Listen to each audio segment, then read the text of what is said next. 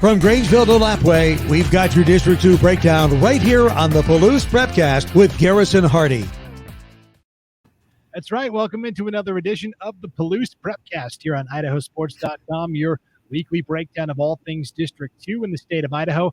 I'm Brandon Baney, and now I'm joined by the man who spent money on the Ryan Leaf autobiography, willing to spend money on the Ryan Leaf autobiography, Garrison Hardie. Garrison, what's going on? Brandon, it's great to be back. And as far as that book is concerned, for better or for worse, I got it. And it, by the way, has a lot of great stories out there. If you guys want some good reading on some on some WSU football history, 596 switch, pick it up. Right. And of course, Wazoo, right in the heart of what we call the Palouse, that area of Washington and Idaho. So District 2, in terms of football, you know, we always start the conversation, and we're going to start today's episode by looking at some of the football teams that we're going to keep an eye on in District 2 this year. The conversation always starts with Lewiston because they're the biggest, the 5A school. But where do you see them fitting in the Inland Empire League this year? You know, Coeur d'Alene obviously is always, I'll kind of lead off with them a little bit. Coeur d'Alene is always a power in the Inland 5A, or in the 5A Inland Empire Conference. And then we start, looking at Lewiston. We look at Lake City. We look at Post Falls and Lewiston. They're always an interesting team. Last year we covered a lot of Lewiston football. And starting out of the gate, they literally exploded out of the gate, averaging close to 50 points a game. And those were some shootout games. And I think they really caught a lot of people off guard with regards to their new unique offense. It was literally called the Go offense. And boy, did they go.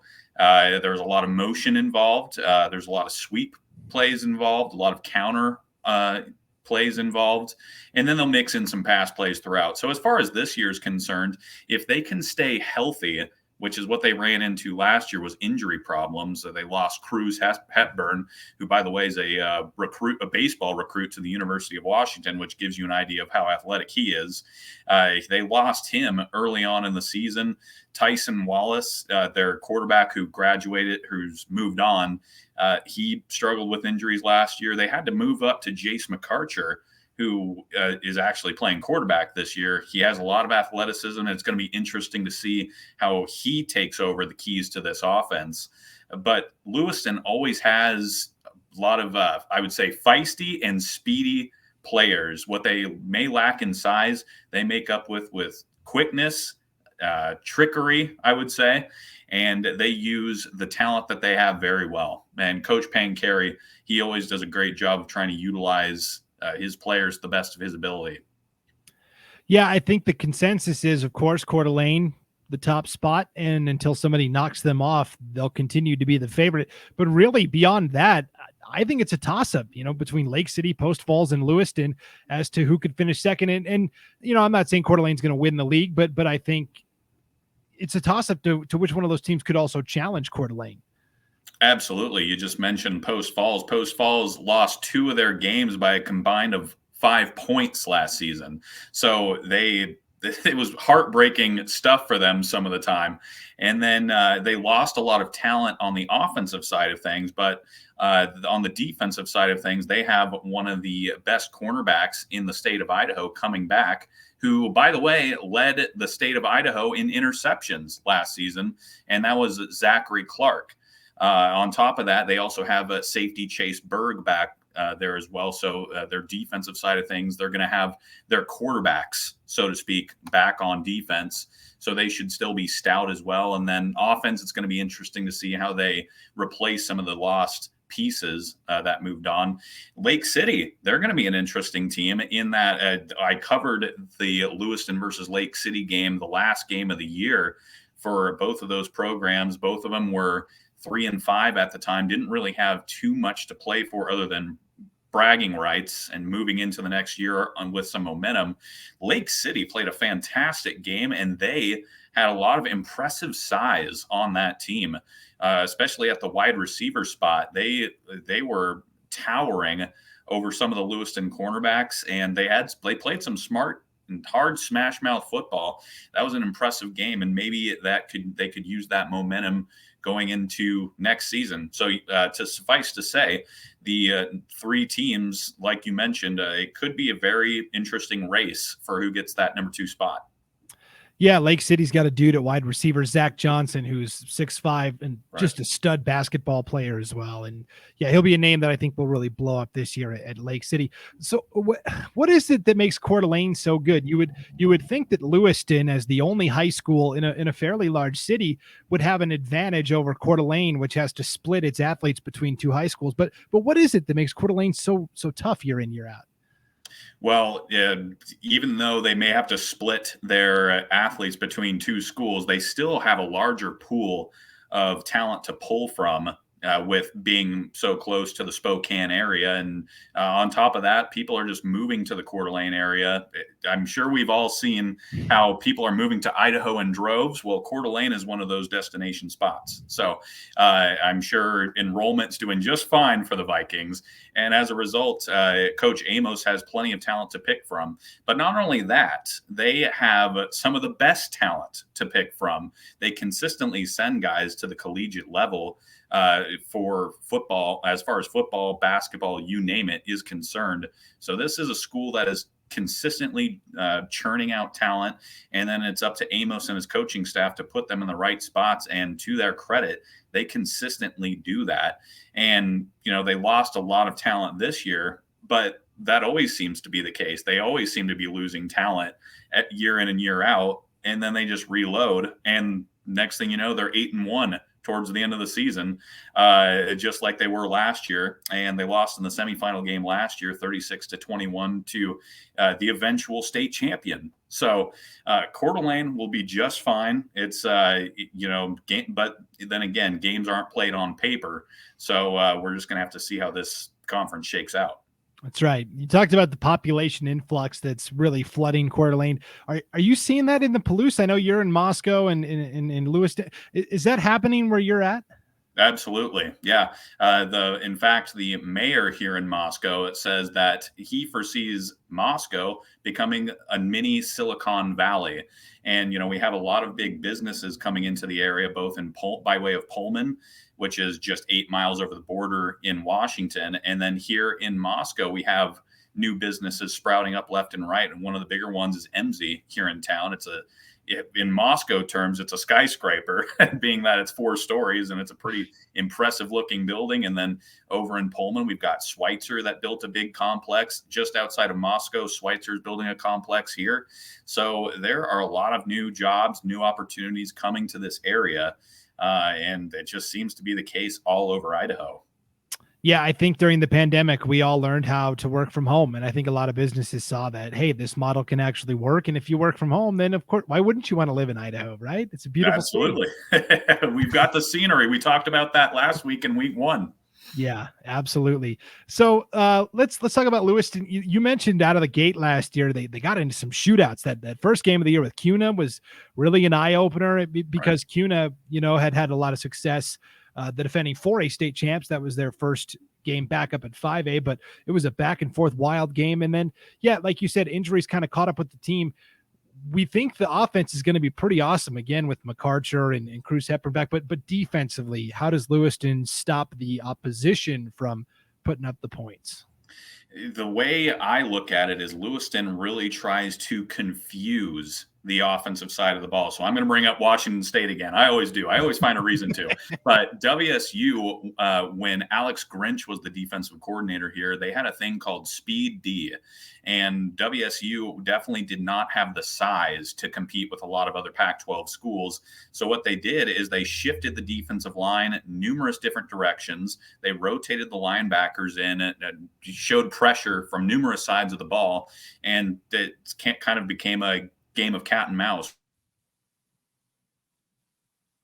Who's going to blitz from where? What ball should we be shifting our protection to? That's kind of what Lewiston does. As far as last year's concerned, they would shift the defensive line one way or the other, and then the linebackers and even the safeties would come up and show as though they were going to blitz. Sometimes they would blitz, sometimes they would drop back into coverage. So, from our Jason and I spot in the booth, we never knew where the pressure was going to come from. And Coach Pancari did an excellent job of, like I said, they may not have had the size of a Coeur d'Alene or even Lake City, but they made up for it with the different blitz packages, the confusion that they tried to create. They did an excellent job of that. So defensively, if they can stay healthy, that's always the caveat with Lewiston, because they may not have the numbers of some of the other schools in their conference. They're going to be a force to be reckoned with. And even when towards the end of the season, when they were lower on numbers, they played stout, tough football. And that's what you can always expect out of Lewiston, just blue-collared, hardworking players. Yeah, the schedule last year was a little wonky because of COVID-19. So basically, Lewiston played everybody in the league twice. The first time it was a non-conference game, and then the second time was really the game that counted. How hard was that for Lewiston, having to – you obviously want to have a good showing, and in terms of the playoff picture in an at-large berth, you need as many wins as possible, even if it's non-conference. But at the same time, you don't want to show all your cards in the first matchup and then lose the game that really counts in the conference slate. I mean, how much of a headache was that last year for Coach Pancari and the staff? Oh, it was a big headache. You look at the first couple of games where they're averaging pretty much 50 points per game. The other teams had never seen an offense like this, and it is incredibly rare. But there's this thing called game tape. And once the first couple of games happened, other teams took notice of those crazy numbers that Lewiston was putting up, and they were able to kind of start identifying maybe some tells in Lewiston's offense. And as a result, we saw a lot of packed lines of scrimmages the rest of the season for Lewiston. So, Lewiston would certainly get them on a couple of occasions where they can maybe get to the outside on their sweep actions. But eventually the teams just started crowding both sides, both defensive ends, and it made Lewiston kind of have to pick one or the other. Are they going to go up the middle or and try to force their way through, or are they going to have to try to force their way onto the outside? So a lot of 8-man boxes became an issue for Lewiston. And even if they did a pass play to try to counteract that, they were still getting pressured like crazy. And the quarterbacks were, having a hard time of dealing with that pressure sometimes. But Pancari and his staff have had an off season to work through these problems. So it's going to be interesting to see some of the counters that they come up with. That's one thing I've always admired about Pancari and his staff is they are always coming up with new ways to counteract some of these defensive schemes that they've been seeing. And now he's got a whole offseason worth of it. Yeah, the coaching is first rate in the Inland Empire League across the board. All 4 coaches are obviously very talented at what they do. So yeah, it's more of a traditional schedule this year, only one time through the conference slate. When you look at Lewiston's schedule, they open with CUNA. That's going to be a game in Lewiston. That's going to be a fun game, I think, right out of the gates. And then they also host Madison. That's coming all the way from Rexburg. 2 games at home off the bat. How much of an advantage will that be? Oh, I think it's a big one. Especially when you think of travel.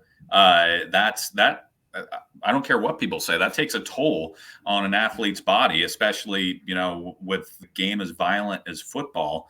The idea of getting on a bus for a long ride, either to a hotel or all the way back home, not exactly something I was looking forward to in my days of playing. So for Lewiston to get the chance to not only get to practice at home, as well as just show up to the game and go through their normal routines in the comfort of their own stadium in front of their home fans.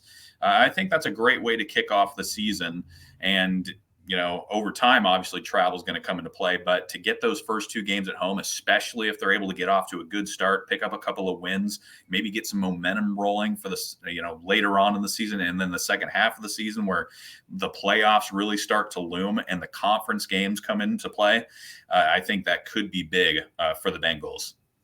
Another factor that'll work in their favor, I think, is the reintroduction of some opponents from Washington. Lewiston is going to play Clarkston and Eisenhower High from Yakima in back-to-back weeks. And because the playoff seeding is based on this max preps rating, if those teams in Washington do well, that's only going to boost up Lewiston's stock, right? Absolutely. And you bring up Clarkston, the Battle of the Bridges, as they call it down in the LC Valley. That is always a fun game to go to. And even though it's a heated rivalry, but there's always a lot of respect between those two schools. I've been to numerous Golden Throne games for the basketball side of things, and but then on the football side of things, Lewiston has had the upper hand recently. So that's going to be interesting to see how this one shakes out when they finally are able to reconnect. And last year, COVID had reared its ugly head, and the Washington side of schools had to wait till the spring. So that's going to be refreshing to see that game back in its rightful place. And I'm sure the Lewiston fans will agree. Yeah, I think everybody's excited to see those cross-state rivalries renew throughout North and West Idaho. Let's talk about, so we've kind of covered Lewiston at the 5A level. Let's swing all the way down to the 1A ranks and the 8-man football circuit. The White Pine League, year in, year out, is so fun and entertaining. And for the most part, we think of it as a pretty competitive, wide open league, but really Prairie has kind of had a stranglehold on that conference for the past several years. Oh, absolutely. Coach Hasselstrom has got quite the program going out there. Year in and year out, you can expect pretty much the same from Prairie. You're going to get high-powered offense, and then the defense is no-nonsense, smash mouth, very good at containing the edges, which is incredibly important in 8-man football. And by the way, I'm going to read off some numbers here, and we'll see if the fans can catch on here. But here we go: 60, 54, 56, 72, 78, 66, 72, and finally 40. Those were the points that Prairie scored in each of those successive games. So offense wasn't a problem for them, and I don't anticipate it to be a problem for them this year, especially when you look at the returning players with Shoemaker, Hasselstrom, Hibbard, Ross. Those four names are guys that I call frequently. Obviously, their season last year ended in heartbreaking fashion against Oakley in the Kibbe Dome, 42-40. By the way, Jason and I were there for that game. Easily one of the most exciting games I've covered in my time with IdahoSports.com. It ended in heartbreaking fashion, too, with the Prairie unfortunately fumbling the ball right at the goal line, and Oakley was able to come up with it. Classic game, and they'll definitely be, I think, putting that as a chip on their shoulder as they come into this season. Yeah, that game was a classic, and I feel like it kind of got lost in that semifinal weekend across the state was just bonanzas. And a lot of the games were outside and in these like really epic like blizzards and snowstorms, and you had all these crazy like in East Idaho, it was just a blanket of snow. But you were inside the Kibbe Dome, and because of the weather and being inside, I feel like that game kind of slipped under the radar a little bit. But you're right, that was one of the best games of the year last year in the entire state of Idaho. Absolutely. In fact, I'm putting in a petition with Paul Kingsbury to have all of our games in the Dome this year. It was fantastic. The staff there with the Kibbe Dome is always very accommodating and make sure we get to where we need to go. The booth that we're in is just perfect. So on top of the game being one of the best games we've ever covered, that was a perfect setting. And, like you said, District 2 kind of may get lost in the shuffle there, especially with the playoffs. When the playoffs are concerned, you've got all the big 5A and 4A schools down in the Boise area that tend to gobble up a lot of that media attention. But up here in District 2, man, we've got some excellent football, excellent players, excellent programs, a lot of tradition up here. And if I encourage our fans to go back and watch that Oakley and Prairie game. It's on IdahoSports.com. It's saved in the archives. You get to listen to Jason and I. You don't have to see my face either because it's just audio only version. And it was a fantastic game. So I encourage everybody to go back and listen to that, as well as some of the other District 2 games that we've been fortunate enough to cover. Yeah, absolutely. So yeah, we're talking about the White Pine League, and we like Prairie. Who else do we like this year? I got to throw out Genesee. They made a bit of a bounce back last year, and Genesee is actually unique in that they have a working agreement with nearby Colton. Colton is of course a Washington program that, because of COVID-19, wasn't able to do their season like they normally would. So they got to come over and join the Genesee side of things, and Colton's got some great athletes. They have some great athletic tradition as well. So Genesee was bolstered by that, and we saw their record shoot up to 4-2.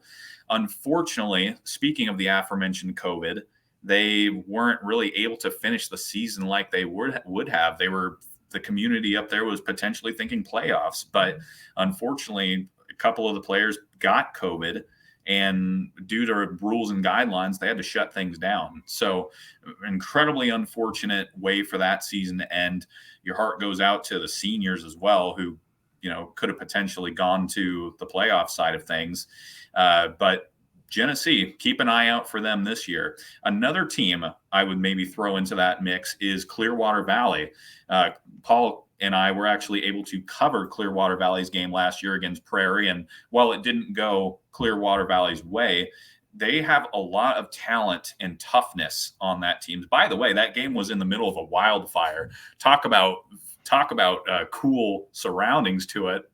But on the way there, you saw the firefighters, battling those fires in the brush. So, and I got to see a Chinook helicopter come down and grab some water from the nearby river. So it was an entertaining trip up there, but the players battled through the gnarly conditions, and they've got some great returning players. And on top of that, they've been to the playoffs each of the last 3 years. So I'd keep an eye on Clearwater Valley as well. Yes. You talked about Genesee. They've got a new head coach this year in Justin Podrabski. And whenever you have a new coach take over, it's always going to be interesting to see how the players react to that. Whereas Clearwater Valley's got an established coach. Alan Hutchins has been there for a couple of seasons now. And just real quick on Clearwater Valley, they've got an absolute stud at linebacker, Dylan Pickering, who is, his size doesn't indicate his talent level. He is one of the best linebackers in the state. Well, just the fact that you brought his name up, that rings bells, because I called his name a lot during that game. He was making tackles left and right. But you bring up Genesee's new coach, Podrabski. He's actually been a coach for the basketball side of things with Genesee on the boys' side. So even though he may not have been with the football program, he was part of the program for Genesee, so he knows there is some familiarity there.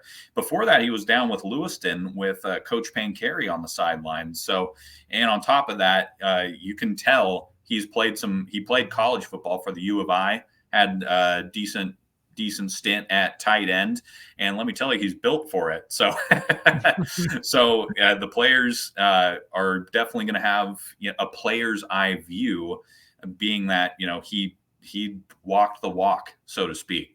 So I'm curious to see how Podrabski handles the reins of this program and what direction he can take them. Yeah, it's going to be interesting to see how these programs slot themselves in 2 through, really like 7 or 8. It really is a toss-up. One wild card that is new is the addition of Logos playing varsity football for the first time this year. We don't know much about the program, obviously, because they've only been JV for the last 2 years or so, but their coach, Nick Holloway, is pretty excited. And hey, just another tough opponent you've got to go play, right? That's right. And let me tell you, they're in the middle of 2-a-days right now, just because I know one of the players, River Sumter, he actually works here in our office, but they're in the middle of 6 a.m. practices and then 6 p.m. practices. Fond memories, I should say, but you got to feel for those guys. But, the hard work will pay off. Logos has a gorgeous facility just outside of Moscow here that hopefully we'll get to see some of. But in any case, new program, new excitement there. I know the fans around the school are excited to get to see some of these other White Pine programs come in. And I've talked to River. They're excited and ready to go. So yeah, a lot of excitement here with the Logos Knights and the Moscow area for them. Yeah, it's going to be exciting to see for sure. So, of the teams that are in the White Pine League, how many do you think are going to make the playoffs, make a deep run into the playoffs? We think Prairie. Do you think anybody else has the potential to go on a run? I go back to maybe Genesee or Clearwater Valley, and those two jump out to me in that, Genesee is obviously getting a little bolstering from the Colton side of things, but those guys are talented. And I've gotten to see the basketball side of things, those two-way athletes. They have a lot of potential to really make some noise. They did lose some players here and there, especially Dawson Durham. They lose his athleticism, but Genesee could still make some noise, and they showed out last year that they could definitely do that. Obviously, COVID decided to kind of mess up their aspirations, but this year, keep an eye on the Bulldogs. On the other side of things, Clearwater Valley, as you said, Hutchinson, established coach there. Pickering on the defensive side of things. Their offense also has a lot of speed on that side of the ball. Again, what they may lack in size, they make up for in speed. And in 8-man, you never know. It's each game can go wildly one way or the other, depending on the plays that are made. The field is wide open. All it takes is one missed tackle, one wide open play, and a game can shift from one end of momentum to the other. So this could be, you never know with 8-man. We talked a little bit last week about 11-man versus 8-man. These are the things to look out for with 8-man football. Wide open play. You heard some of those Prairie scores. Well, the other teams were able to put up a decent amount of points too. So a lot of shootouts, and that's why the White Pine League is so much fun to cover. It is the most entertaining league, no doubt, in the state of Idaho. Real quick on Genesee, they did win the baseball state championship this past spring as well, and I know a lot of those guys play football as well, so they're used to winning already. And yeah, I'm excited to see how it all shakes out. We are next week, Garrison. We're going to start talking about like actual matchups and things like that, because we are there. We are at the, like you said, 2-a-days, and then next week, soccer gets started, volleyball begins, a smattering of football. We're here. It's the most exciting time of the year. Absolutely. Just the preparation, all the hard work that these players and coaches are putting into the lead up of this to kick off, literally. It's like you said, great time of year. High school football, college football, the NFL, football's coming back. And we're obviously going to have a big portion of that here on IdahoSports.com. And District 2. People, I'm telling you, we've got great football up here, and over the course of this Prepcast that we're doing here, we hope to bring in some of the personalities from across District 2. So stay tuned, and like you've said, I'm just incredibly excited. It's this time of year. Yeah, it's going to be fun for sure. That'll do it for this edition of the Palouse Prepcast on IdahoSports.com. Friendly reminder, you can get the Prepcast a couple of different ways. You can download the podcast wherever you download your podcasts. You can get the audio at IdahoSports.com. You can also watch the video on our Facebook page and the IdahoSports.com YouTube channel. We are continuing to upload schedules by the batches. We've got pretty much the soccer and football ones done. We're putting in the volleyball schedules now, and of course our statewide football previews still taking place at IdahoSports.com as well. We've got about probably like 65 to 70% of the teams up on the site. So if you're looking and you don't see your favorite team yet, keep checking back every day as we get forms back from coaches. We keep uploading them. So yeah, we're busy at IdahoSports.com. Plenty of content for you there on the site. Yeah. By the way, shout out to you, Brandon. I mean, with all the work you're putting in, I'll consistently read some articles here and there from IdahoSports.com, and I'll always see your name somewhere in there. So, ladies and gentlemen, Brandon's hard at work bringing a lot of good content to IdahoSports.com. If you want your preseason preview across the entire state, from every division, every conference, you name it, we have it here on IdahoSports.com. And then, of course, we're going to bring it to you live when these games start kicking off. Yeah, it's going to be fun. That's for sure. So that'll do it for the Palouse Prepcast. Thanks for tuning in. For Garrison Hardie, I'm Brandon Baney. We'll see you back here next week on IdahoSports.com.